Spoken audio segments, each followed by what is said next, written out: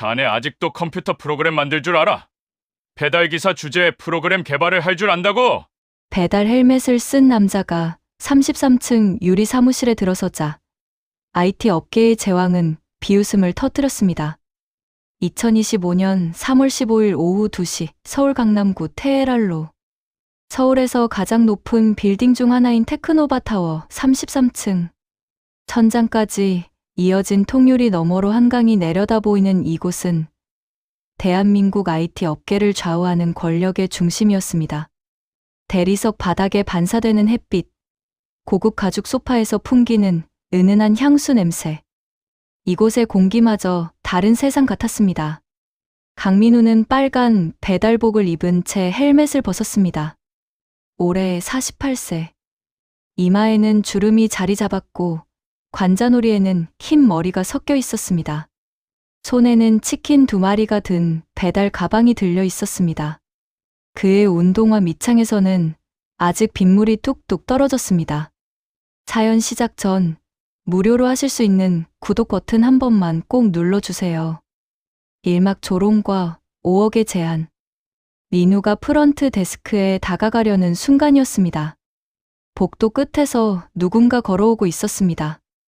네이비 정장을 입은 남자. 금태 안경 너머로 차가운 시선을 보내는 사람. 정태준, 57세. 테크노바의 창업자이자 CEO. 민우의 심장이 빠르게 뛰기 시작했습니다. 5년 만이었습니다. 5년 만에 마주하는 얼굴. 정태준이 민우를 힐끗 보더니 비서에게 차갑게 말했습니다. 배달 온 사람은 로비에서 받으라고 했잖아. 왜 33층까지 올라오게 해? 비서가 당황한 목소리로 대답했습니다. 죄송합니다, 사장님. 제가 깜빡. 정태준이 민우를 다시 쳐다봤습니다. 그리고 갑자기 걸음을 멈췄습니다. 무언가를 알아본 듯한 표정. 정태준이 천천히 입을 열었습니다. 잠깐. 자네. 강민우? 민우가 고개를 숙인 채 작은 목소리로 대답했습니다. 네, 사장님. 오랜만입니다. 정태준의 입가에 비웃음이 번졌습니다. 그는 천천히 민우에게 다가왔습니다. 고급 구두 소리가 대리석 바닥을 울렸습니다. 정태준이 냉소적인 목소리로 말했습니다. 이게 얼마 만이야? 5년. 그래, 5년 만이구나.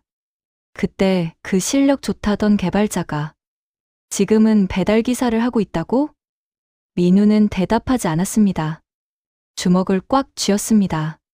정태준이 팔짱을 끼며 계속 말했습니다. 참 인생 재미있지? 한때는 업계에서 이름 날리던 사람이 이렇게 될 줄이야. 근데 말이지, 강민우. 정태준이 한 걸음 더 다가왔습니다. 민우와의 거리가 1미터도 채 안 되었습니다.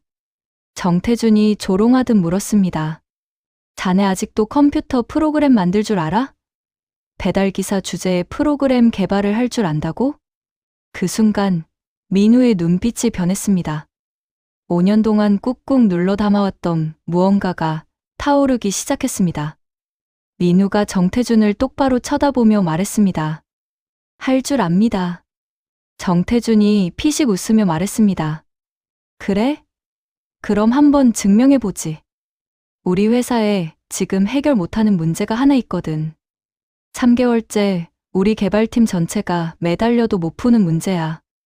자네가 만약 이걸 풀 수 있다면. 정태준이 잠시 멈췄다가 비웃든 말을 이었습니다. 내가 5억을 주지. 현금으로. 주변에 있던 직원들이 술렁였습니다. 5억. 민우에게는 평생 벌어도 모을 수 없는 돈. 어머니의 병원비, 밀린 월세, 모든 빚을 갚고도 남을 돈. 하지만 민우는 알고 있었습니다. 이것은 단순한 제안이 아니라는 것을. 이것은 모욕이었습니다. 배달기사 주제에 해결할 수 있을 리 없다는 조롱. 민우의 가슴 속에서 뜨거운 무언가가 끓어올랐습니다. 5년 전 자신을 짓밟았던 사람들. 자신의 꿈을 빼앗아 간 배신. 그리고 지금 눈앞에서 자신을 비웃는 이 남자. 민우가 천천히 고개를 들었습니다. 48세 중년 남자의 얼굴에는 단호함이 서려 있었습니다. 민우가 말했습니다. 좋습니다. 하겠습니다. 정태준의 표정이 살짝 굳었습니다. 설마 정말 받아들일 줄은 몰랐던 것입니다. 정태준이 다시 냉소를 지으며 말했습니다. 좋아. 그럼 지금 당장 시작하지. 시간은? 그래, 3시간. 3시간 안에 못 풀면 자네는 다시는 이 업계에 발도 못 붙이는 거야. 알겠나? 민우가 고개를 끄덕였습니다. 배달 가방을 바닥에 내려놓았습니다. 헬멧 안쪽에는 5년 동안의 땀과 눈물이 배어 있었습니다. 민우가 마지막으로 말했습니다. 문제를 보여주세요. 테크노바 33층, 오후 2시 15분. 48세 배달기사와 57세 CEO의 대결이 시작되었습니다. 하지만 아무도 몰랐습니다. 이 배달기사가 누구인지, 5년 전 무슨 일이 있었는지, 그리고 3시간 후 이곳에서 어떤 진실이 밝혀질지. 이막 천재 개발자의 꿈. 5년 전으로 시간이 되돌아갔습니다. 2020년 1월 7일 서울 성수동. 낡은 4층 건물 3층에 자리 잡은 작은 사무실. 드림코드라는 손글씨 간판이 붙은 이곳은 스타트업 천국이라 불리는 성수동에서도 가장 초라한 공간 중 하나였습니다. 하지만 그 안은 달랐습니다. 벽면을 가득 채운 모니터 5대, 화이트보드에 빼곡하게 적힌 수식과 그림, 커피 냄새와 라면, 냄새가 뒤섞인 공기, 그리고 키보드를 두드리는 소리가 멈추지 않는 열정의 공간. 강민우 43세. 당시 그는 IT 업계에서 가장 주목받는 개발자였습니다. 40대 초반이었지만 여전히 20대 못지않은 열정으로 일했습니다. 민우가 모니터 앞에서 집중한 채 키보드를 두드렸습니다. 화면에는 수백 줄의 프로그램이 흘러갔습니다. 여러 컴퓨터, 언어로 복잡하게 작성된 프로그램. 하나의 기능을 완성하는 데만 3시간이 걸렸습니다. 다시 수정하고, 테스트하고, 또 수정하는 과정. 민우의 손가락은 쉬지 않고 움직였습니다. 눈은 충혈되어 있었지만 그 안에는 확신이 담겨 있었습니다. 이 프로그램만 완성하면 세상이 바뀔 것이라는 확신. 민우의 옆자리에서 박성진이 캔커피를 들고 다가왔습니다. 44세의 성진도 민우의 오랜 동료였습니다. 성진이 말했습니다. 민우야, 벌써 오전 6시야. 어젯밤부터 계속 앉아 있었잖아. 좀 쉬어. 민우가 화면에서 눈을 떼지 않은 채 대답했습니다. 거의 다 됐어. 이 프로그램만 완성하면 진짜 혁명이 일어날 거야. 성진이 모니터를 들여다봤습니다. 그의 눈이 커졌습니다. 화면에 떠 있는 건 그가 평생 보지 못한 수준의 프로그램이었습니다. 일반 개발자라면 이해조차 할 수 없는 복잡한 구조. 하지만 그 안에는 놀라운 효율성이 숨어 있었습니다. 성진이 감탄하며 말했습니다. 이친, 이게 정말 가능한 거야? 컴퓨터가 스스로 학습하면서 프로그램을 개선한다고? 민우가 처음으로 미소를 지었습니다. 응. 스스로 진화하는 프로그램이라고 이름 붙였어. 기존 프로그램은 사람이 만든 틀 안에서만 작동하잖아. 근데 이건 달라. 스스로 문제를 발견하고 스스로 해결 방법을 찾아. 그 순간 엔터 키를 눌렀습니다. 화면이 깜빡이더니 초록색 글씨가 떴습니다. 완성 성공. 최적화율 95%. 성진이 소리쳤습니다. 됐다. 민우야, 됐어. 두 사람은 서로를 껴안으며 소리쳤습니다. 새벽 6시 작은 사무실. 247일 동안 밤을 새운 끝에 마침내 완성한 결과물. 커피잔 137개, 라면, 박스 89개, 그리고 수없이 많은 시행착오. 민우가 눈물을 훔치며 말했습니다. 드디어 해냈어. 성진이 민우의 어깨를 두드렸습니다. 너 정말 대단해. 이 기술이면 투자받는 건 문제 없을 거야. 민우가 고개를 끄덕이며 말했습니다. 다음 주 화요일이 투자 발표회지? 우리 준비 제대로 해야 돼. 성진이 민우를 바라봤습니다. 그의 눈에는 복잡한 감정이 스쳐 지나갔습니다. 부러움, 질투, 그리고 무언가 더 어두운 감정. 하지만 그것은 순간이었습니다. 금방 다시 밝은 미소를 지었습니다. 성진이 말했습니다. 당연하지. 우리 꿈 이루는 거잖아. 그로부터 일주일 후 2020년 1월 14일 오후 2시 강남구 역삼동의 한 투자사 회의실. 천장이 높은 회의실에는 20명의 투자자가 앉아 있었습니다. 고급 가죽 의자, 대리석 테이블, 벽면을 가득 채운 수상 트로피들. 이곳은 대한민국 최고의 투자회사들이 모이는 곳이었습니다. 민우는 떨리는 손으로 발표 자료 리모컨을 쥐었습니다. 손바닥에서 땀이 났습니다. 심장이 빠르게 뛰었습니다. 민우가 침착한 목소리로 발표를 시작했습니다. 안녕하십니까? 드림코드의 대표 강민우입니다. 오늘 여러분께 소개할 기술은 세계 최초로 스스로 학습하고 진화하는 프로그램입니다. 스크린에 시연 영상이 재생되었습니다. 프로그램이 스스로 문제를 해결하는 과정. 기존 프로그램보다 95% 더 빠른 처리 속도. 그리고 실제 적용 사례 12건. 물류 시스템 효율 개선 47%. 금융 데이터 분석 시간 단축 62%. 회의실이 술렁였습니다. 투자자들이 서로 눈빛을 주고받았습니다. 놀라움과 기대가 가득한 표정들. 한 투자자가 손을 들었습니다. 이 기술에 대한 특허는 확보하셨습니까? 민우가 자신 있게 대답했습니다. 네, 3건의 핵심 특허를 출원했고 2건은 이미 등록이 완료됐습니다. 나머지 1건도 이번 달 안에 등록 예정입니다. 다른 투자자가 물었습니다. 예상 시장 규모는? 성진이 자료를 넘기며 설명했습니다. 글로벌 인공지능 시장은 2025년까지 연평균 34% 성장할 것으로 예상됩니다.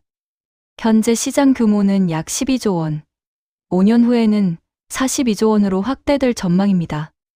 저희는 이 시장의 최소 15%를 점유할 수 있다고 봅니다. 또 다른 투자자가 질문했습니다. 경쟁사는? 민우가 대답했습니다. 현재 유사 기술을 개발하는 기업은 전 세계적으로 3곳입니다. 하지만 저희 프로그램은 스스로 진화하는 기능이 있어 차별화됩니다.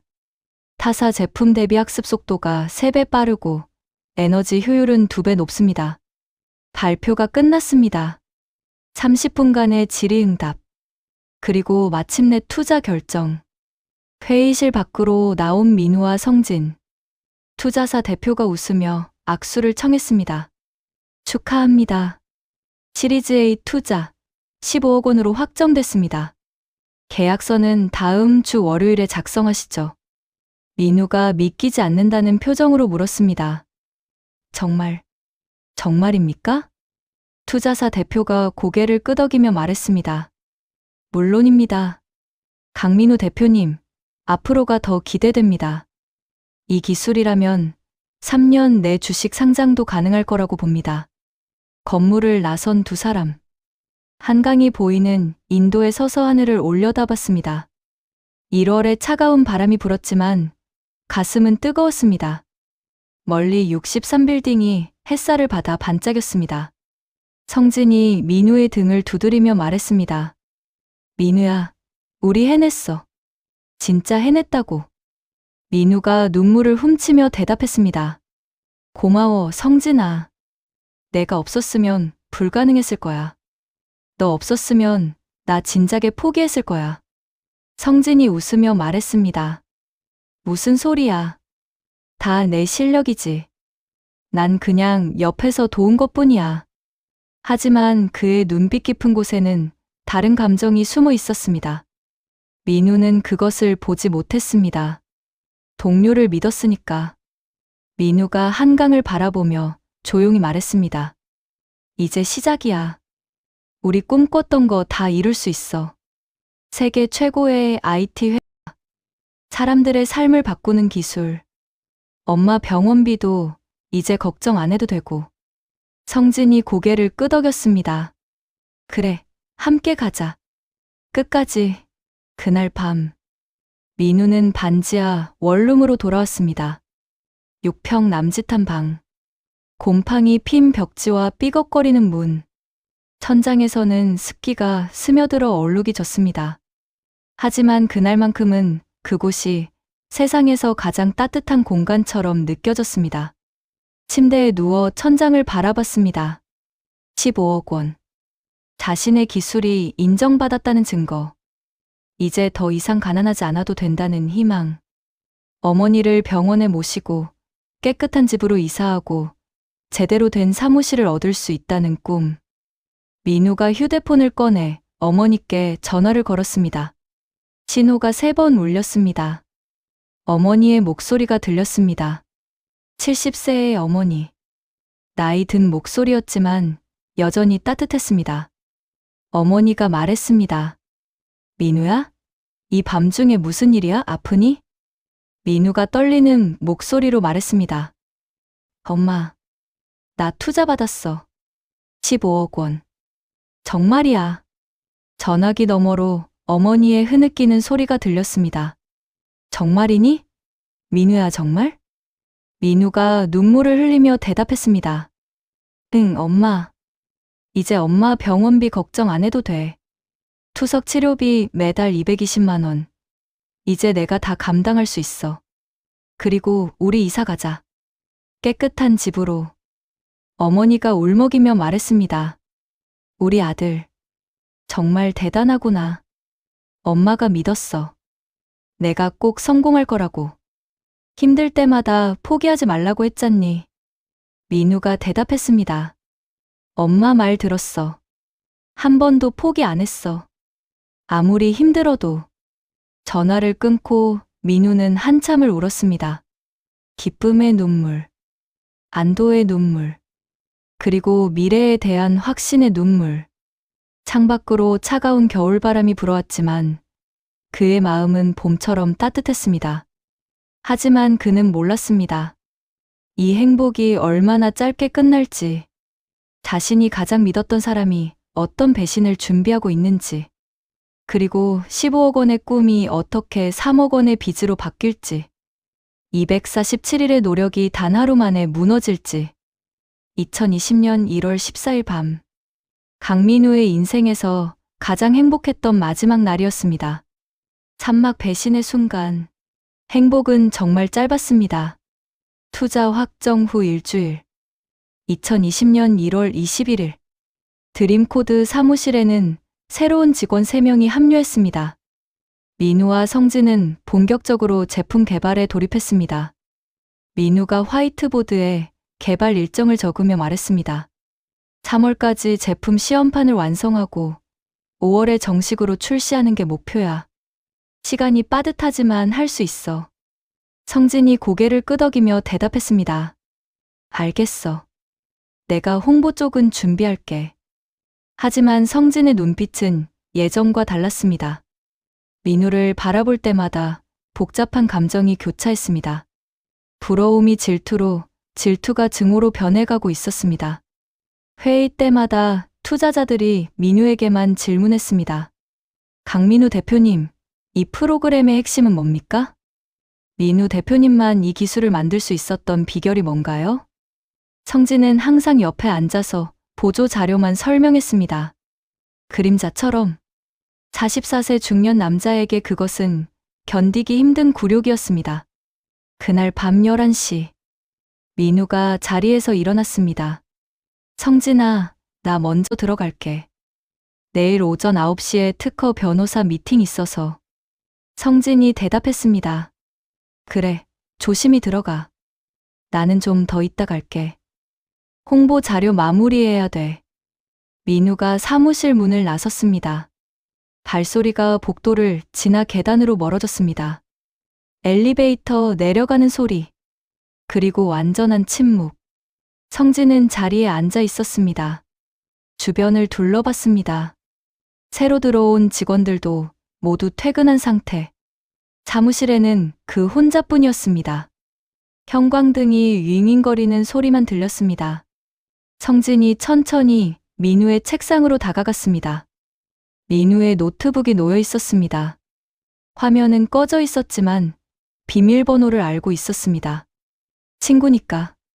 서로의 비밀번호를 공유하고 있었으니까.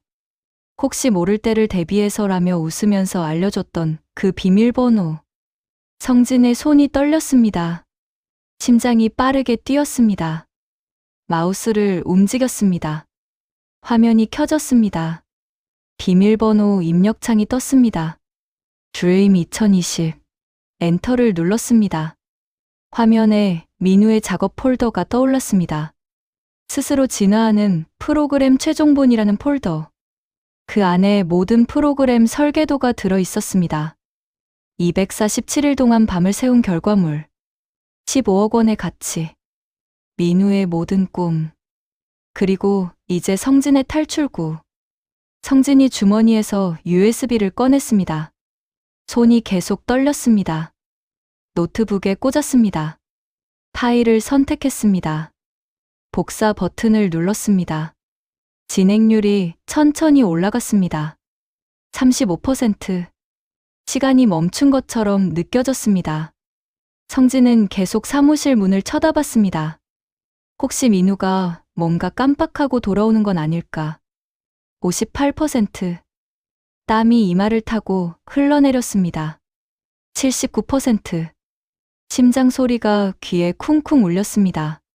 100%. 복사 완료. 성진이 USB를 빼서 주머니에 넣었습니다. 노트북을 원래대로 돌려놓았습니다. 흔적을 지웠습니다. 마우스 위치까지 원래대로. 화면을 꺼놨습니다. 그리고 자신의 자리로 돌아갔습니다. 10분 동안 앉아 있었습니다. 아무것도 하지 않았습니다. 그냥 앉아서 숨만 쉬었습니다. 주머니 속 USB가 뜨겁게 느껴졌습니다. 성진이 일어나 불을 끄고 사무실을 나왔습니다. 문을 잠갔습니다. 계단을 내려갔습니다. 각 층을 지날 때마다 생각했습니다. 아직 돌아갈 수 있어. USB를 버리면 돼. 하지만 계속 내려갔습니다. 1층 로비. 밖으로 나왔습니다. 차가운 1월 공기가 얼굴을 때렸습니다. 이제 돌아갈 수 없었습니다. 그날 밤 11시 반. 성진은 강남의 한 호텔 라운지에 앉아 있었습니다. 천장이 높고 샹들리에가 반짝이는 곳. 맞은편에는 정태준이 앉아 있었습니다. 52세의 정태준은 당시 자신의 회사 테크노바를 막 설립한 상태였습니다. 사무실은 강남 한복판 25층. 직원은 15명. 투자금은 30억 원.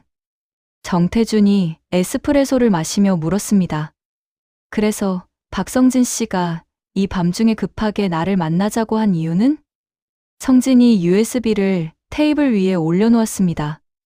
금속 테이블에 USB가 부딪히는 소리가 작게 울렸습니다. 성진이 말했습니다. 이 안에 혁명적인 기술이 들어 있습니다. 세계 최초로 스스로 학습하고 진화하는 프로그램입니다. 이걸로 제품을 만들면 3년 안에 주식 상장도 가능합니다. 시장 가치로 따지면 최소 1천억 원입니다. 정태준의 눈빛이 변했습니다. 커피잔을 내려놓았습니다. 정태준이 조심스럽게 물었습니다. 이게 강민우가 개발한 그 프로그램? 투자사들이 난리 났다던 그거? 성진이 고개를 끄덕였습니다. 네. 저도 공동 개발자입니다. 247일 동안 함께 작업했습니다. 그리고 이 기술을 사장님 회사에 제공하고 싶습니다. 정태준이 의자에 깊이 기댔습니다. 강민우는 알고 있나? 성진이 잠시 침묵했습니다. 라운지의 피아노 연주 소리가 희미하게 들렸습니다. 성진이 대답했습니다. 모릅니다. 하지만 문제 없습니다. 공동 개발자로서 제 권리를 행사하는 겁니다. 계약서에도 명시되어 있습니다. 제가 알아서 처리하겠습니다. 정태준이 USB를 집어들었습니다. 무게를 가늠하듯 손바닥 위에서 흔들었습니다. 겨우 몇 그램. 하지만 그 안에는 수백억 원의 가치가 들어 있었습니다. 정태준이 물었습니다. 조건은? 성진이 똑바로 바라보며 말했습니다. 20억 원. 현금으로. 그리고 귀사의 최고 기술 책임자 자리. 연봉은 2억 원 이상. 회사 지분 5%. 정태준이 잠시 생각했습니다. 손가락으로 테이블을 톡톡 두드렸습니다. 1분간의 침묵. 정태준이 손을 내밀었습니다. 좋아. 거래하지. 단, 강민우 문제는 박성진 씨가 완벽하게 처리해야 해. 우리 회사에 피해가 가면 안 돼. 성진이 그 손을 잡았습니다. 물론입니다. 제가 책임지겠습니다. 두 사람이 악수했습니다. 성진의 손바닥에서 땀이 났습니다. 그로부터 2주 후, 2020년 2월 5일 오후 2시, 민우의 휴대폰이 울렸습니다. 투자사 대표의 전화였습니다. 민우가 받았습니다. 네, 대표님. 무슨 일이십니까? 투자사 대표의 목소리가 차갑게 들렸습니다. 강민우 대표, 지금 당장 우리 사무실로 나와 주시겠습니까? 긴급 미팅이 있습니다. 30분 안에. 민우가 당황하며 물었습니다. 무슨 일인지 여쭤봐도 될까요? 제가 오후에 개발팀 회의가. 투자사 대표가 말을 끊었습니다. 테크노바라는 회사가 당신과 똑같은 프로그램으로 제품을 출시했습니다. 이게 도대체 어떻게 된 일입니까? 설명이 필요합니다. 민우의 얼굴이 하얗게 변했습니다. 손에 쥔 휴대폰이 떨렸습니다. 1시간 후, 투자사 회의실. 투자사 대표와 변호사 2명이 앉아 있었습니다. 테이블 위에는 테크노바의 제품 소개서가 놓여 있었습니다. 32페이지짜리 자료를 출력한 것. 민우가 소개서를 보는 순간 숨이 막혔습니다. 프로그램의 구조도, 처리 방식, 데이터 흐름도, 심지어 핵심 기능의 이름까지 자신이 만든 것과 99% 일치했습니다. 민우가 떨리는 목소리로 말했습니다. 이건 제 프로그램입니다. 완전히 똑같습니다. 누가 훔쳐간 겁니다. 투자사 대표가 차갑게 말했습니다. 테크노바 측은 자기들이 독자 개발했다고 주장합니다. 그리고 어제 우리한테 공문을 보냈습니다. 당신이 오히려 그들의 기술을 훔쳤다고 맞고소했습니다. 민우가 소리쳤습니다. 말도 안 됩니다. 제가 247일 동안 개발한 겁니다. 제 컴퓨터에 개발 기록이 다 있습니다. 변호사가 서류 뭉치를 내밀었습니다. 두께가 5cm는 되어 보였습니다. 변호사가 냉정하게 말했습니다. 테크노바 측도 개발 기록을 제출했습니다. 프로그램 수정 기록, 개발 일지, 회의록 전부요. 그런데 작업 날짜 기록이 당신 것보다 3일 빠릅니다. 2019년 12월 28일부터 개발을 시작했다고 주장합니다. 민우가 서류를 보는 순간 모든 것을 깨달았습니다. 작업 날짜, 기록 조작, 그리고 이것을 할 수 있는 사람, 자신의 노트북 비밀번호를 아는 사람, 한 명뿐이었습니다. 민우가 떨리는 손으로 휴대폰을 꺼내 성진에게 전화를 걸었습니다. 신호가 울렸습니다. 1번, 2번, 3번, 4번, 5번. 고객님이 전화를 받지 않습니다. 다시 걸었습니다. 또 받지 않았습니다. 문자를 보냈습니다. 성진아, 지금 어디야? 당장 전화해. 급해. 10분 후에도 답장이 없었습니다. 투자사 대표가 말했습니다. 강민우 대표, 이 문제가 해결될 때까지 투자 집행은 보류됩니다. 그리고 변호사를 선임하세요. 2주 안에 이 문제를 정리하지 못하면 우리는 계약을 파기할 겁니다. 그날부터 지옥이 시작되었습니다. 2020년 2월 10일, 테크노바가 정식으로 기술 도용 소송을 제기했습니다. 소장이 등기 우편으로 도착했습니다. 민우는 변호사를 선임해야 했습니다. 세 곳의 법률 사무소를 찾아갔습니다. 선임료는 최소 5천만 원, 착수금 2천만 원, 성공보수 별도. 민우는 은행에서 돈을 빌렸습니다. 신용대출 한도 5천만 원, 이자율 연 9.8%. 서류에 서명하는 손이 떨렸습니다. 2020년 2월 18일 오전 11시. 언론에 기사가 터졌습니다. 포털 사이트 메인에 떴습니다. 천재 개발자 강민우, IT 기술 도용 의혹, 15억 원 투자받은 스타트업, 기술 절도 논란, 드림코드, 투자금 환수 위기, 업계 충격, 댓글이 달렸습니다. 역시 스타트업은 믿을 게 못 돼. 천재 개발자? 그냥 도둑이잖아. 투자사 불쌍하네 크크. 투자사는 그날 오후에 계약을 파기했습니다. 15억 원은 한 푼도 들어오지 않았습니다. 2020년 3월 2일 오전 10시 서울 서초구 법원 첫 번째 재판이 열렸습니다. 민우는 증거 자료를 가득 들고 법정에 섰습니다. 개발 일지 247페이지, 프로그램 수정 기록 1247건, 새벽 4시에 보낸 이메일들, 컴퓨터 사용 기록, 모든 것이 자신이 진짜 개발자라는 증거였습니다. 하지만 테크노바 측 변호사는 냉정했습니다. 50대 중반의 베테랑 변호사, 대형 법률 사무소 출신 변호사가 말했습니다. 작업 날짜 기록이 조작되었을 가능성이 있습니다. 피고 측 컴퓨터를 압수수색한 결과 시스템 시간이 2019년 12월부터 2020년 1월까지 총 17번 변경된 기록이 있습니다. 민우가 항변했습니다. 그건 제가 해외 협력사와 화상회의를 하면서 시간대를 맞추기 위해서입니다. 싱가포르, 미국, 유럽 시간에 맞춰서 회의했습니다. 개발은 제가 했습니다. 판사가 말했습니다. 증거가 불충분합니다. 양측 모두 추가 증거를 제출하시기 바랍니다. 다음 재판일은 3월 30일 오후 2시입니다. 재판은 6개월 동안 계속되었습니다. 총 8번의 재판. 그 사이 민우의 삶은 무너졌습니다.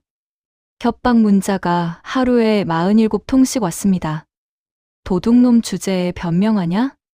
그냥 인정하고 물러나라. 내 집 주소 알아냈다. 누가 보내는지 알 수 없었습니다. 총 323건의 협박 문자, 52건의 협박 전화. 민우는 경찰에 신고했지만 발신자 추적이 불가능했습니다. 남의 이름으로 개통한 휴대폰이었습니다. 변호사 비용은 계속 늘어났습니다. 5천만 원이 1억 원이 되었습니다. 1억 원이 2억 원이 되었습니다. 민우는 또 은행에서 돈을 빌렸습니다. 이번엔 제2금융권. 이자율 연 12.5%. 어머니의 병원비는 계속 나갔습니다.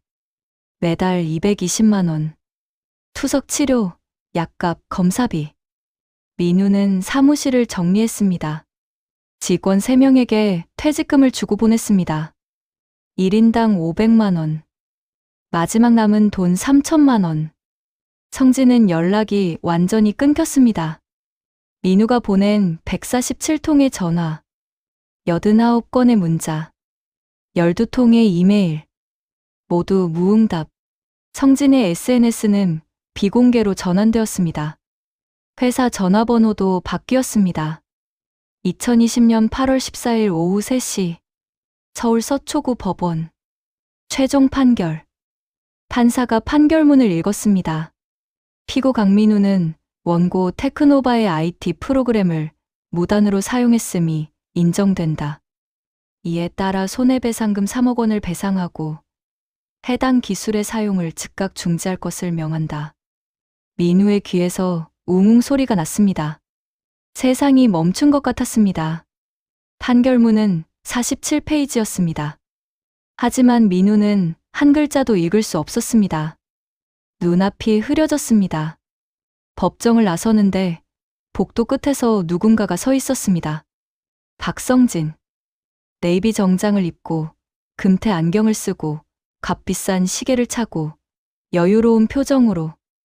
테크노바 최고 기술 책임자 명함이 가슴 주머니에 삐져나와 있었습니다. 두 사람의 시선이 마주쳤습니다. 3미터 거리. 민우가 천천히 다가갔습니다. 다리에 힘이 없었습니다. 민우가 떨리는 목소리로 물었습니다. 성진아, 왜 이랬어? 우리 친구였잖아. 성진이 차갑게 대답했습니다. 미안하다고 하면 믿을 거야? 민우야, 난 현실적으로 선택했을 뿐이야. 넌 너무 순진해. 이 바닥이 원래 이런 거야. 실력만으로는 안 돼. 민우가 주먹을 쥐었습니다. 우리 247일 동안 같이 밤샜잖아. 라면 같이 먹고 새벽까지 일하고. 넌 내 유일한 친구였잖아. 성진이 비웃듯 말했습니다. 친구? 난 내 그림자였어, 민우야. 항상 내 뒤에서 천재 소리나 들으면서, 회의 때마다 내 옆에 앉아서 자료나 넘기면서 44살까지 그렇게 살 순 없었어. 이젠 내가 앞에 나섰을 뿐이야. 뭐가 잘못됐어? 난 내 인생을 선택했을 뿐이야. 민우가 목이 메었습니다. 너 양심은 없어? 내가 247일 동안 만든 걸. 내가 훔쳐간 거잖아. 성진이 한 걸음 다가왔습니다. 민우의 귀에 속삭이듯 말했습니다. 양심으로 밥 먹고 살아? 현실 좀 봐라, 강민우. 넌 이미 졌어. 완전히. 법도 돈도 미래도 다 잃었잖아. 난 이제 연봉 2억의 최고 기술 책임자야. 누가 이긴 것 같아? 성진이 돌아서며 마지막으로 말했습니다. 행복하게 살아, 민우야. 내 선택의 결과니까. 그리고 걸어갔습니다. 고급 구두 소리가 법원 복도에 울렸습니다. 쿵, 쿵, 쿵. 점점 멀어지는 소리. 민우는 그 자리에 주저앉았습니다. 법원 복도 차가운 대리석 바닥. 사람들이 지나다니며 흘끗 쳐다봤습니다. 지나가던 한 여자가 말했습니다. 저 사람 기술 훔친 개발자 아냐? 뉴스에 나왔던. 다른 남자가 대답했습니다. 맞아. 강민우. 15억 투자받고 기술 훔친 사람. 민우는 한참을 울었습니다. 소리 없이. 그날부터 민우는 업계에서 완전히 퇴출되었습니다. 어떤 회사도 그를 채용하지 않았습니다. 이력서를 보내면 답장조차 오지 않았습니다. 27곳에 지원했습니다. 27곳 모두 탈락. 기술 도둑이라는 낙인. 3억 원의 빚. 연 12% 이자, 매달 300만 원. 변호사 비용 2억 원도 아직 다 갚지 못했습니다. 신용등급은 9등급으로 떨어졌습니다. 카드는 모두 정지되었습니다. 휴대폰도 2개월 밀려 곧 정지될 예정이었습니다. 통장에 남은 돈은 12만 원. 247일의 꿈은 산산조각 났습니다. 15억 원의 미래는 사라졌습니다. 그리고 이제 민우에게 남은 건 빚뿐이었습니다. 사막 배달기사의 삶. 2020년 8월 15일. 판결이 난 다음 날. 민우는 반지하 원룸에 앉아 있었습니다. 6평 남짓한 방. 창문은 반만 땅 위로 나와 있어서 사람들의 발만 보였습니다. 출근하는 구두, 등교하는 운동화, 산책하는 슬리퍼. 벽에는 곰팡이가 피어 있었습니다. 천장에서는 습기가 스며들어 얼룩이 졌습니다. 문은 삐걱거렸습니다. 화장실 환풍기는 고장난 지 3개월째. 통장 잔액 12만 원. 이번 달 월세 65만 원. 이미 2개월 밀렸습니다. 집주인은 다음 주까지 내지 않으면 나가라고 했습니다. 어머니 병원비 220만 원. 이번 달 투석 치료를 못 받았습니다. 돈이 없어서. 민우가 휴대폰을 받습니다. 구직 사이트 27곳. 모두 탈락. 기술 도둑, 개발자라는 검색 결과가 포털에 넘쳐났습니다. 민우가 창밖을 바라봤습니다. 지나가는 사람들의 발. 모두 어딘가로 가고 있었습니다. 출근, 등교, 약속. 하지만 43세의 민우는 갈 곳이 없었습니다. 그날 오후 3시, 민우는 구로 디지털 단지역 근처 배달 대행사 사무실에 있었습니다. 배달 라이더 급구라는 문구를 보고 찾아왔습니다. 사무실 직원이 서류를 내밀었습니다. 신분증이랑 계좌번호 적으세요. 오토바이는 있으세요? 민우가 대답했습니다. 없습니다. 직원이 말했습니다. 그럼 렌탈하셔야죠. 하루 2만 원. 한 달이면 60만 원. 보증금 50만 원 내시면 됩니다. 민우가 물었습니다. 보증금이 지금 당장 내야 하나요? 직원이 고개를 끄덕였습니다. 당연하죠. 안 그러면 오토바이 안 빌려드려요. 민우는 카드론을 받았습니다. 제2금융권. 이자율 연 17.9%. 50만 원. 그날부터 민우의 새로운 삶이 시작되었습니다. 2020년 8월 17일 오전 6시. 첫 출근. 알람이 울렸습니다. 민우가 일어났습니다. 43세의 몸은 쉽게 피곤해졌습니다. 어젯밤에 2시간밖에 못 잤습니다. 걱정 때문에 세수를 하고 밥을 먹었습니다. 냉장고에는 계란 3개와 김치만 있었습니다. 계란 1개를 삶아 먹었습니다. 나머지 2개는 내일과 모레 것. 빨간 배달복을 입었습니다. 헬멧을 썼습니다. 오토바이에 올랐습니다. 시동을 걸었습니다. 오전 7시부터 오후 10시까지. 15시간. 민우는 서울 전역을 돌아다녔습니다.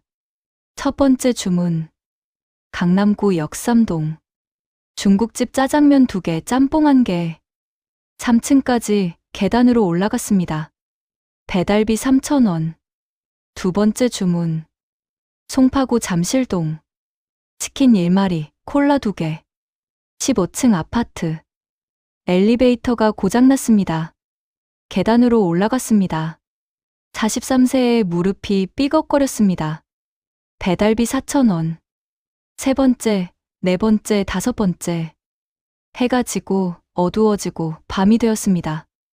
민우의 다리는 후들거렸습니다. 허리가 아팠습니다. 손목이 저렸습니다. 젊었을 때는 이 정도는 아무것도 아니었는데. 하지만 이제는 달랐습니다. 오후 10시. 마지막 주문. 강서구 화곡동. 족발 대짜, 보쌈 중짜. 무게가 5kg은 되어 보였습니다. 4층 빌라. 또 계단. 계단을 올라가는데 다리에 힘이 풀렸습니다. 주저앉을 뻔했습니다. 벽을 짚고 버텼습니다. 숨이 찼습니다. 문을 두드렸습니다. 손님이 나왔습니다. 여기 족발이요. 손님이 받아들고 문을 닫았습니다. 감사합니다. 라는 말도 없었습니다. 배달비 4,500원. 그날 하루. 총 배달 건수 47건. 총 수입 18만 3천 원. 여기서 오토바이 렌탈비 2만 원, 기름값 3만 원을 빼면 실수입 13만 3천 원. 민우가 원룸으로 돌아온 시간은 밤 11시. 몸을 씻었습니다. 침대에 누웠습니다. 온몸이 쑤셨습니다. 하지만 잠들 수 없었습니다. 내일도 똑같이 해야 한다는 생각. 한 달 동안 매일 이렇게 해도 월세와 병원비를 내기 빠듯하다는 계산. 민우가 일어나 책상으로 갔습니다. 낡은 노트북을 켰습니다. 5년 전에 산 것. 화면 왼쪽 아래가 깨져 있었습니다. 민우가 프로그램 작성 도구를 열었습니다. 프로그램 파일. 빈 화면. 커서가 깜빡였습니다. 민우가 천천히 프로그램 작업을 시작했습니다. 온라인 학습 사이트의 문제를 풀었습니다. 무료 문제들. 한 문제를 푸는데 1시간이 걸렸습니다. 예전 같으면 10분이면 풀 수 있었던 문제. 하지만 지금은 머리가 돌아가지 않았습니다. 피곤해서. 그리고 43세의 집중력은 예전 같지 않았습니다. 새벽 1시. 민우가 노트북을 끄고 잤습니다. 5시간 후면 다시 일어나야 했습니다. 이런 날들이 계속되었습니다. 2020년 9월 첫 월급날 30일 동안 벌어들인 돈 394만 원. 여기서 오토바이, 렌탈비 60만 원, 기름값 90만 원을 빼면 실수입 244만 원, 월세 65만 원, 3개월치 195만 원을 냈습니다. 집주인이 독촉 전화를 35통이나 했습니다. 남은 돈 49만 원, 어머니 병원비 220만 원, 171만 원 부족. 민우가 어머니께 전화했습니다. 엄마, 이번 달 병원비가 좀 늦어질 것 같아. 다음 달에 꼭 보낼게. 어머니의 목소리가 들렸습니다. 70세의 목소리. 떨리고 있었습니다. 어머니가 말했습니다. 괜찮아, 민우야. 투석 한번 건너뛰면 돼. 걱정 마. 민우가 말했습니다. 엄마, 그러면 안 돼.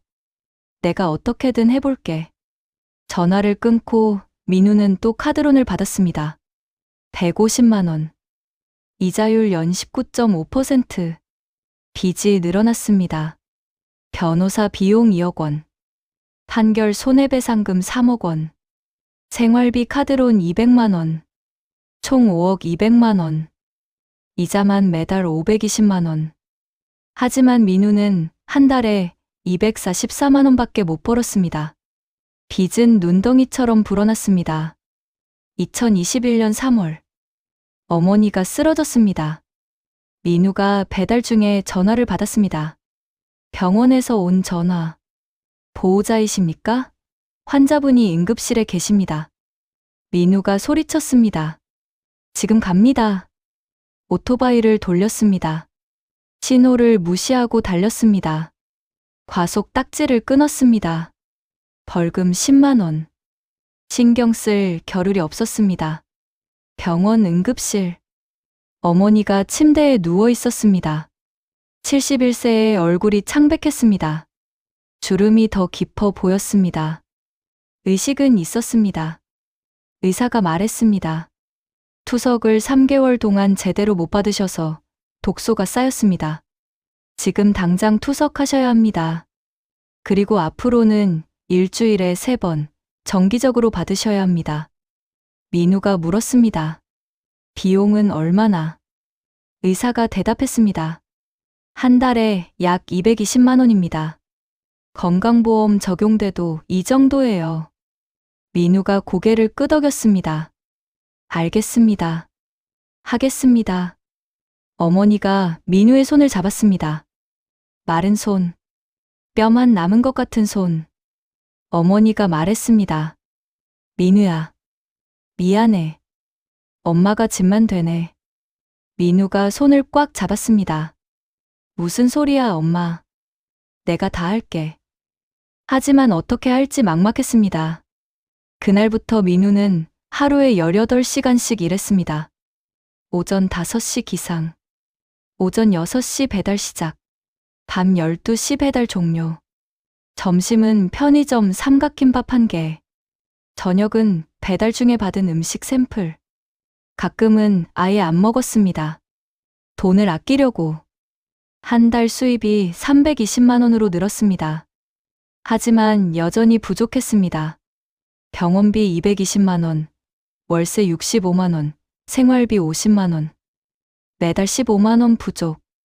민우는 주말에도 일했습니다. 명절에도 일했습니다. 아픈 날에도 일했습니다. 2022년 7월. 민우가 배달 중에 넘어졌습니다. 비 오는 날. 미끄러운 도로. 급정거하다가 오토바이가 미끄러졌습니다. 민우가 바닥에 넘어졌습니다. 왼쪽 팔꿈치가 찢어졌습니다. 피가 났습니다. 무릎도 까졌습니다. 45세의 몸은 예전처럼 회복이 빠르지 않았습니다. 하지만 민우는 일어났습니다. 오토바이를 일으켰습니다. 배달 음식을 확인했습니다. 다행히 쏟아지지 않았습니다. 병원에 가야 했습니다. 하지만 배달을 먼저 마쳤습니다. 손님이 기다리고 있었으니까. 배달을 끝내고 약국에 갔습니다. 소독약과 밴드를 샀습니다. 3,500원. 병원은 가지 않았습니다. 돈이 아까워서. 상처는 2주 동안 아물지 않았습니다. 배달하면서 계속 긁혔습니다. 흉터가 남았습니다. 2023년 11월. 어머니가 또 입원했습니다. 민우가 병원에 갔습니다. 어머니는 산소 마스크를 쓰고 있었습니다. 73세의 어머니. 숨쉬기 힘들어 보였습니다. 의사가 말했습니다. 심장이 약해지셨습니다. 투석 부작용입니다. 정밀 검사가 필요합니다. 비용은 350만 원입니다. 민우가 대답했습니다. 하겠습니다. 하지만 통장에는 37만 원밖에 없었습니다. 민우는 대부업체를 찾아갔습니다. 저축은행, 캐피탈 대부업체. 이자율 연 23.9%. 300만 원을 빌렸습니다. 빚이 또 늘었습니다. 이제 총 6억 300만 원. 이자만 매달 1,120만 원. 민우는 밤에 잠을 잘 수 없었습니다. 빚 생각에, 어머니 생각에. 새벽 2시. 민우가 일어나 책상에 앉았습니다. 노트북을 켰습니다.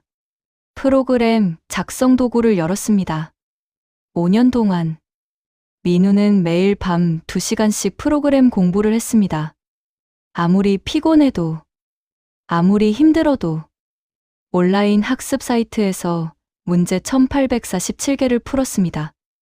온라인 강의 127개를 들었습니다. 프로그램 23개를 만들었습니다.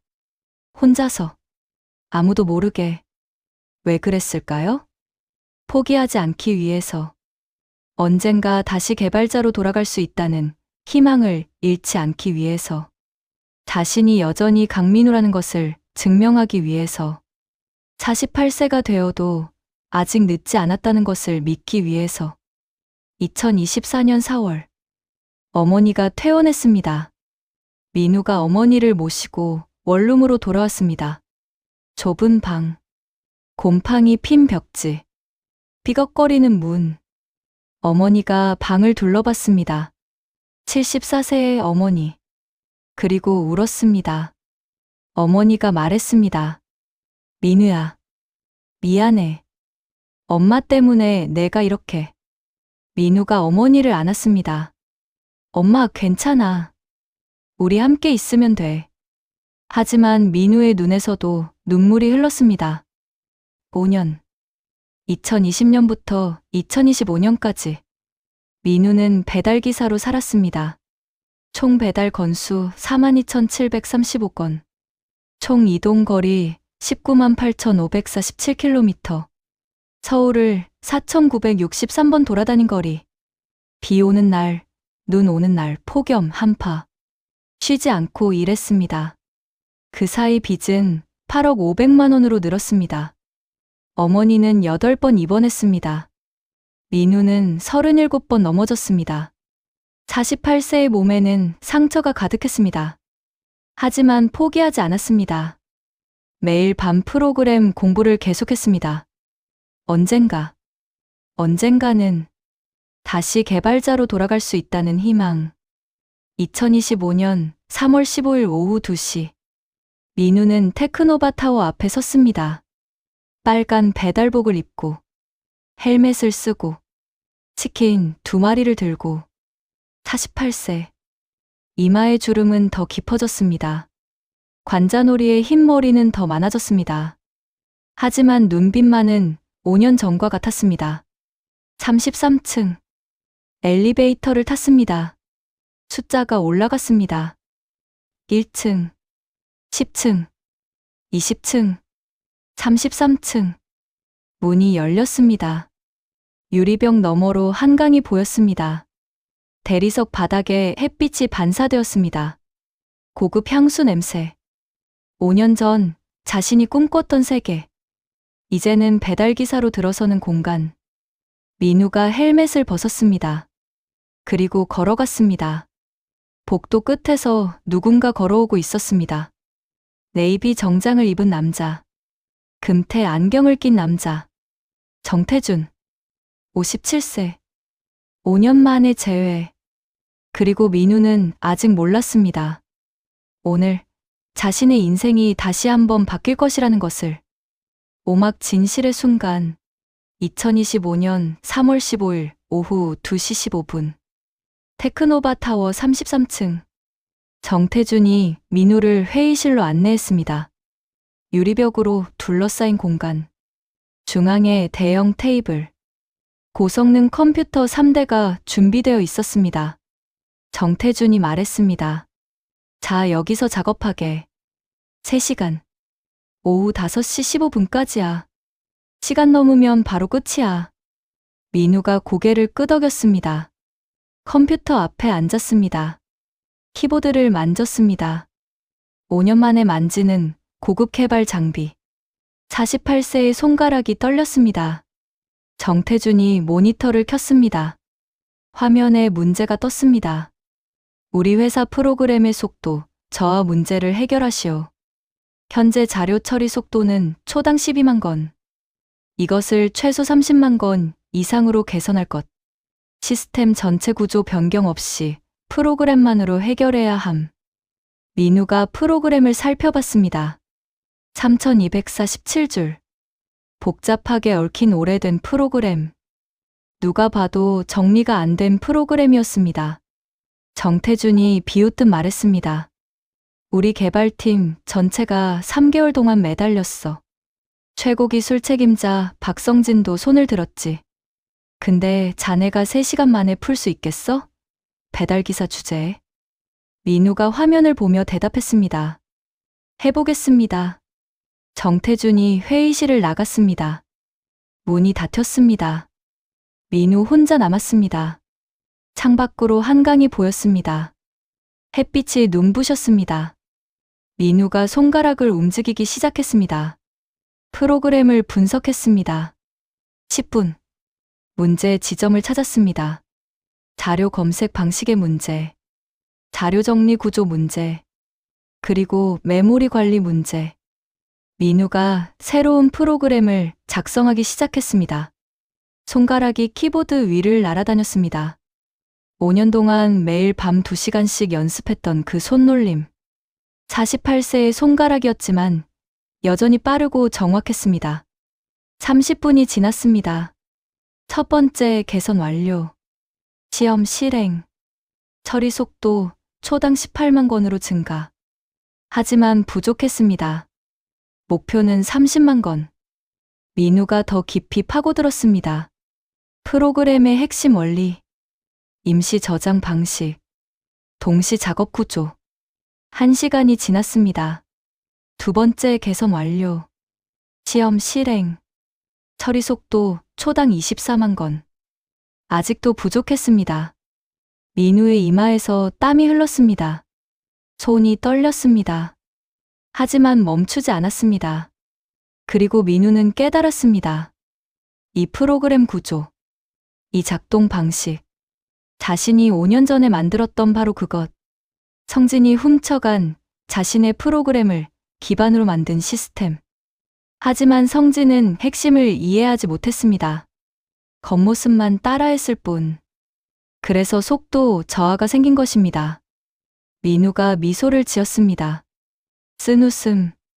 그리고 마지막 개선을 시작했습니다. 스스로 학습하는 프로그램의 핵심. 스스로 배우고 스스로 나아지는 구조. 2시간 30분이 지났습니다. 민우가 엔터를 눌렀습니다. 프로그램 완성 시작. 진행 표시가 움직였습니다. 35%, 68%, 92%, 100%. 프로그램 완성 성공. 시스템 시험 실행. 화면에 숫자가 떴습니다. 처리 속도 초당 34만 7,892건. 30만 건을 넘었습니다. 목표 달성. 민우가 의자에 기댔습니다. 숨을 내쉬었습니다. 2시간 47분. 13분 남았습니다. 민우가 일어나 문을 열었습니다. 복도에 정태준이 서 있었습니다. 팔짱을 낀 채로. 민우가 말했습니다. 끝났습니다. 정태준의 얼굴이 굳었습니다. 민우가 대답했습니다. 문제 해결했습니다. 확인해 보시죠. 정태준이 회의실로 들어왔습니다. 개발팀장 김서연도 따라 들어왔습니다. 39세의 서연. 그리고 임원 5명. 김서연이 컴퓨터 앞에 앉았습니다. 프로그램을 확인했습니다. 시험을 돌렸습니다. 1분, 2분, 3분. 김서연의 눈이 커졌습니다. 김서연이 말했습니다. 이게 가능한 겁니까? 처리 속도가 34만 건을 넘었습니다. 목표의 113%입니다. 임원들이 술렁였습니다. 정태준이 모니터를 봤습니다. 믿을 수 없다는 표정. 정태준이 물었습니다. 어떻게 이걸? 우리가 3개월 동안 못 푼 걸. 민우가 조용히 대답했습니다. 제가 만든 프로그램이니까요. 원래 제 것이었으니까요. 회의실이 조용해졌습니다. 김서연이 프로그램을 더 자세히 들여다봤습니다. 화면을 내렸습니다.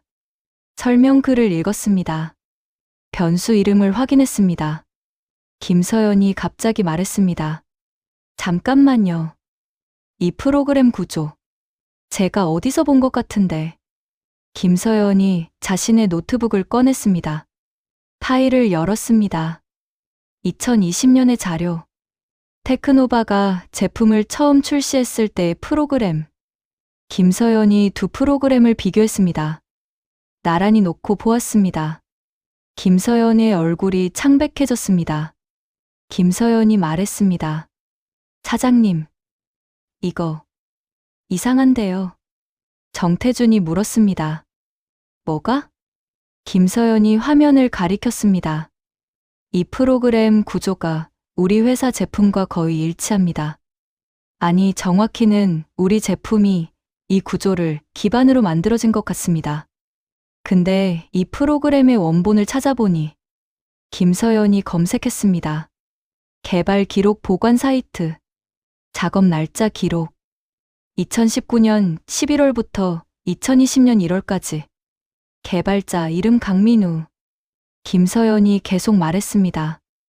2019년 11월부터 강민우 씨가 개발한 기록이 공개 사이트에 있습니다. 근데 우리 회사가 이 기술을 가져온 시기는 2020년 2월입니다. 날짜 기록상으로 강민우 씨가 3개월 먼저입니다. 정태준의 얼굴이 굳었습니다. 김서연이 더 파고들었습니다. 그리고 이상한 게 더 있습니다. 최고 기술 책임자 박성진 씨가 제출한 개발 기록을 보면 작업 날짜 기록이 2019년 12월 28일부터라고 되어 있는데 파일 정보를 보니 실제 파일 생성일은 2020년 2월 3일입니다. 파일 속성을 조작한 흔적이 있습니다. 임원들이 웅성거렸습니다. 한 임원이 말했습니다. 그러면 우리가 쓰고 있는 이 기술이. 김서연이 고개를 끄덕였습니다. 도용된 기술일 가능성이 높습니다. 원래 개발자는 강민우 씨고 박성진 최고 기술 책임자가 이것을 가져온 것 같습니다. 정태준이 의자에 주저앉았습니다. 정태준이 떨리는 목소리로 물었습니다. 그러면 5년 전 그 재판은? 민우가 대답했습니다. 저는 억울했습니다. 제가 만든 걸 훔쳐간 건 박성진이었습니다. 하지만 법원은 저를 기술 도둑으로 판결했습니다. 작업 날짜, 기록 조작 때문에. 정태준의 손이 떨렸습니다. 김서연이 더 조사했습니다. 회사 내부 시스템에 접근했습니다. 2020년 2월에 이메일 기록. 박성진이 보낸 이메일. 김서연이 화면을 돌렸습니다. 여기 박성진 최고 기술 책임자가 사장님께 보낸 이메일이 있습니다. 2020년 1월 23일. 혁명적인 프로그램 기술을 확보했습니다. 강민우와의 공동 개발 성과입니다. 근데 실제로는 공동 개발이 아니었던 거죠? 민우가 말했습니다. 박성진은 제 노트북에서 프로그램 원본을 복사했습니다. 제 비밀번호를 알고 있었으니까요. 친구였으니까요. 정태준이 머리를 감싸 쥐었습니다. 한 임원이 물었습니다. 그러면 우리 회사는 지금까지 도용된 기술로 사업을 해온 겁니까? 김서연이 대답했습니다. 그런 것 같습니다. 그리고 더 심각한 건 2020년 법원 판결이 잘못된 것이라면 우리 회사가 거짓 증거를 제출해서 재판에서 이긴 겁니다. 이건 거짓 증언이고 사기입니다. 정태준이 벌떡 일어났습니다. 박성진 당장 여기로. 5분 후 박성진이 회의실에 들어왔습니다. 49세의 성진. 자신감 넘치는 표정. 하지만 회의실 분위기를 보고 얼어붙었습니다. 정태준이 차갑게 말했습니다. 성진아, 설명 좀 해봐. 우리가 쓰고 있는 프로그램, 이게 원래 누가 만든 거야? 박성진이 당황하며 대답했습니다. 그건 제가 강민우와 공동으로. 김서연이 말을 끊었습니다. 거짓말하지 마세요. 증거 다 있습니다. 개발 기록, 사이트 기록, 파일 정보, 이메일 전부요. 당신이 강민우 씨 컴퓨터에서 파일을 훔쳤고, 작업 날짜를 조작했고, 법정에서 거짓 증언을 했습니다. 박성진의 얼굴이 하얗게 변했습니다. 박성진이 변명했습니다. 아니, 잠깐. 그때는 어쩔 수 없었어. 회사를 위해서. 정태준이 소리쳤습니다. 회사를 위해서? 회사를 위해서 거짓말을 하고, 사람을 망가뜨리고, 나한테 도둑질한 기술을 팔았다고? 박성진이 말했습니다. 사장님, 진정하세요. 그래도 우리 회사가 성장한 건 사실 아닙니까? 그 기술 덕분에. 정태준이 테이블을 쳤습니다. 닥쳐. 넌 나를 이용했어. 나를 공범으로 만들었다고. 정태준이 민우를 바라봤습니다. 57세 CEO의 얼굴에 부끄러움이 가득했습니다. 정태준이 말했습니다. 강민우 씨. 아니, 강민우 대표님. 죄송합니다. 제가 몰랐습니다. 5년 동안 당신이 얼마나 힘들었을지. 민우는 대답하지 않았습니다. 그저 박성진을 바라봤습니다. 박성진이 민우에게 다가가려 했습니다. 민우야, 나도 어쩔 수 없었어. 민우가 한 걸음 물러섰습니다. 민우가 차갑게 말했습니다. 5년 동안 배달하면서 42,735건을 돌아다녔습니다. 비 오는 날, 눈 오는 날, 폭염, 한파. 37번 넘어졌습니다. 어머니는 8번 입원하셨습니다. 빚은 8억 500만 원입니다. 그 모든 게 당신 때문입니다. 박성진이 무릎을 꿇었습니다. 바닥에. 49세 중년 남자가 무릎을 꿇었습니다. 박성진이 울먹였습니다. 미안해. 정말 미안해. 나도 후회했어. 매일 밤. 민우가 말했습니다. 후회는 당신 혼자 하세요. 저는 이제 제 인생을 되찾을 겁니다. 정태준이 말했습니다. 박성진, 당신 해고야. 당장 짐 싸. 그리고 법적 책임도 물을 거야. 회사 변호사한테 연락하겠어. 박성진이 소리쳤습니다. 사장님, 제발. 한 번만. 정태준이 고개를 저었습니다. 나가. 경비가 들어와 박성진을 끌어냈습니다.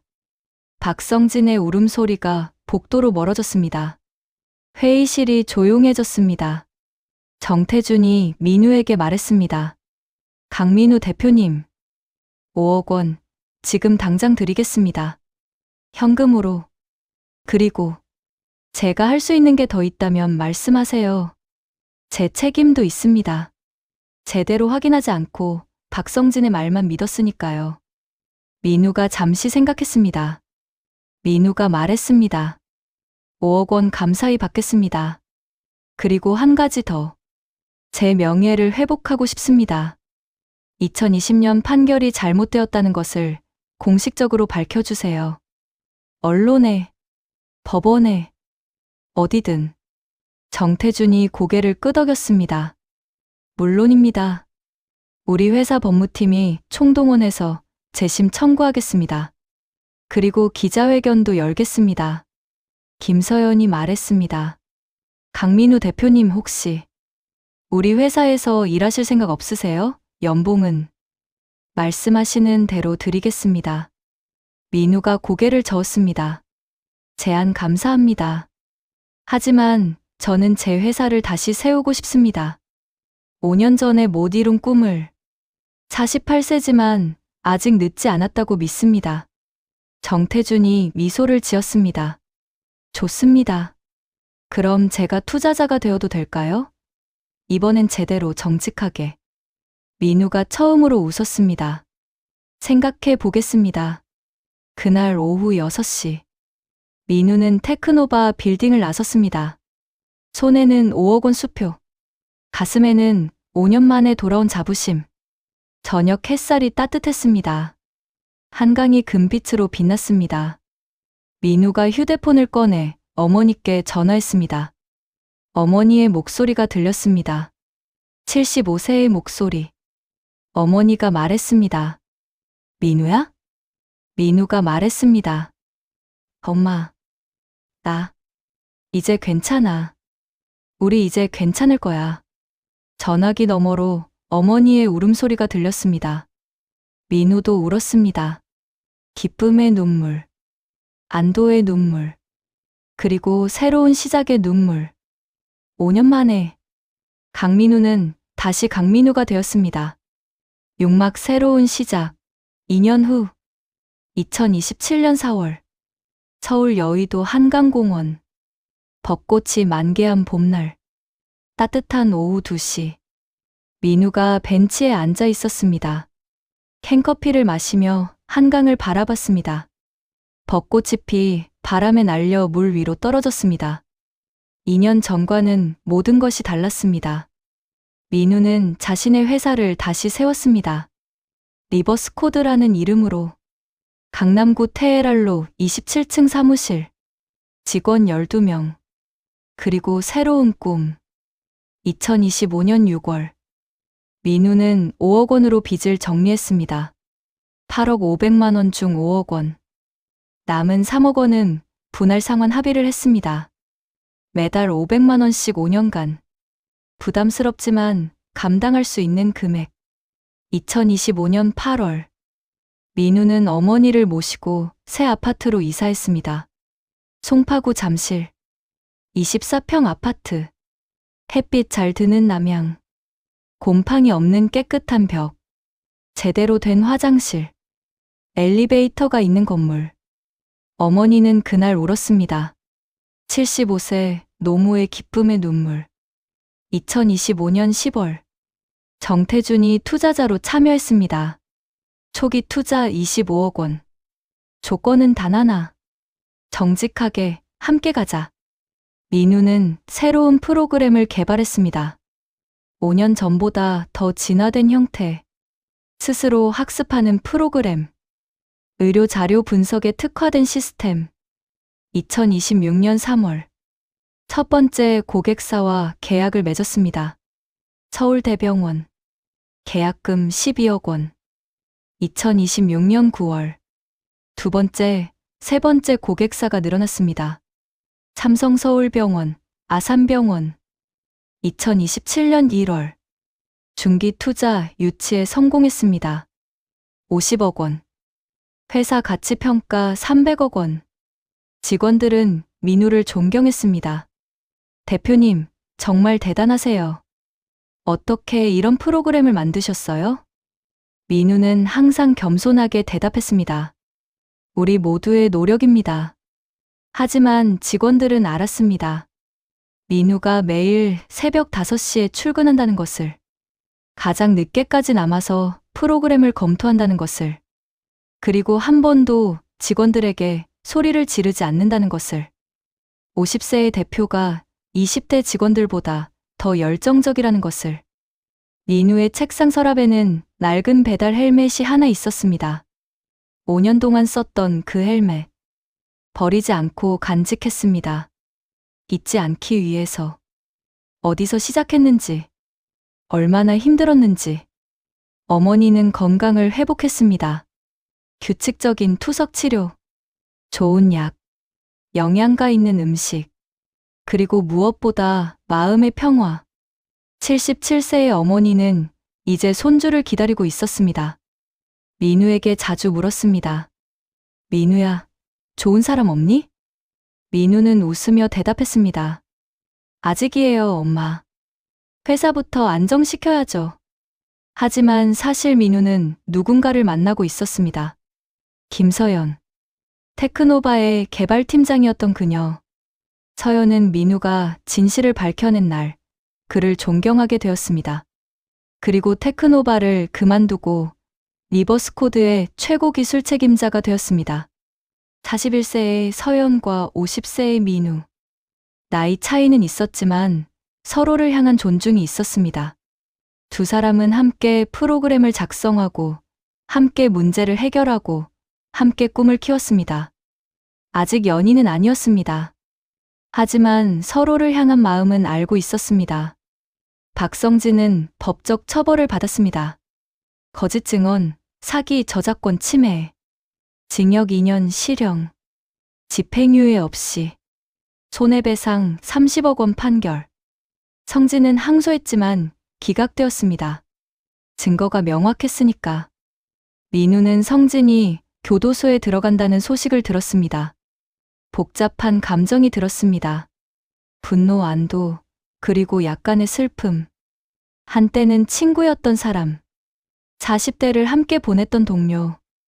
하지만 민우는 성진을 용서하지 않았습니다. 용서는 시간이 필요했습니다. 어쩌면 영원히 용서하지 못할지도 모릅니다. 그리고 그것도 괜찮았습니다. 정태주는 민우의 조언자가 되었습니다. 한 달에 한 번씩 만나 식사를 했습니다. 경영에 대한 조언, 업계 인맥 소개, 그리고 진심 어린 응원. 정태준이 말했습니다.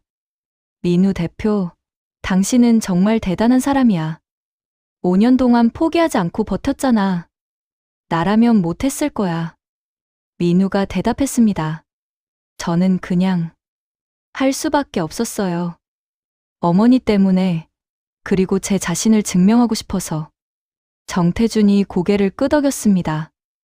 59세의 CEO가 말했습니다. 그게 진짜 용기지. 나는 당신한테 배웠어. 정직과 끈기의 가치를. 내 나이가 되면 다 안다고 생각하기 쉬운데 당신한테서 배운 게 많아. 2027년 4월 15일 리버스코드는 정부 과제에 선정되었습니다. 인공지능 의료 진단 시스템 개발. 지원금 80억 원. 직원들이 환호했습니다. 민우도 함께 웃었습니다. 그날 저녁. 민우는 어머니와 함께 저녁을 먹었습니다. 잠실 아파트 거실. 테이블 위에는 어머니가 만든 음식이 가득했습니다. 된장찌개, 계란말이, 김치, 밥. 어머니가 말했습니다. 민우야, 정말 잘 됐다. 엄마가 얼마나 기쁜지 몰라. 민우가 대답했습니다. 엄마 덕분이에요. 엄마가 포기하지 말라고 하셨잖아요. 어머니가 민우의 손을 잡았습니다. 주름진 손. 하지만 따뜻한 손. 어머니가 말했습니다. 민우야, 엄마가 미안해. 아팠던 것도, 짐이 됐던 것도. 민우가 고개를 저었습니다. 엄마, 무슨 소리예요? 엄마는 제 이유였어요. 제가 버틸 수 있었던 유일한 이유. 두 사람은 한참을 울었습니다. 그리고 웃었습니다. 그날 밤, 민우는 한강공원을 산책했습니다. 서연과 함께 벚꽃이 만개한 길. 사람들이 웃으며 걷고 있었습니다. 아이들이 뛰어놀았습니다. 강아지들이 꼬리를 흔들었습니다. 서연이 말했습니다. 민우 대표님, 요즘 행복해 보여요. 민우가 웃었습니다. 네, 정말 오랜만에 행복합니다. 서연이 물었습니다. 5년 전으로 돌아갈 수 있다면 뭘 바꾸고 싶으세요? 민우가 잠시 생각했습니다. 50세의 얼굴에 주름이 있었지만 눈빛은 평화로웠습니다. 민우가 대답했습니다. 아무것도요. 서연이 놀란 표정으로 물었습니다. 정말요? 그 힘든 시간도? 민우가 고개를 끄덕였습니다. 네. 그 시간이 있었기 때문에 지금의 제가 있으니까요. 배달하면서 42,735권을 돌아다니면서 저는 정말 많은 걸 배웠어요. 겸손, 인내, 그리고 진짜 중요한 게 뭔지. 그리고 나이가 많다는 게 핑계가 될 수 없다는 것도요. 43세에 다시 시작해서 50세에 여기까지 왔으니까요. 서연이 민우를 바라봤습니다. 존경의 눈빛. 서연이 말했습니다. 저도 대표님 같은 사람이 되고 싶어요. 민우가 웃었습니다. 서연 씨는 이미 충분히 멋진 사람이에요. 두 사람은 계속 걸었습니다.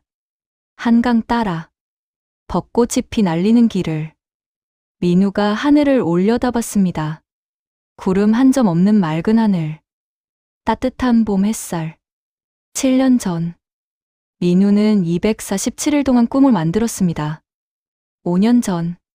그 꿈은 산산조각 났습니다. 5년 동안. 민우는 바닥에서 다시 일어났습니다.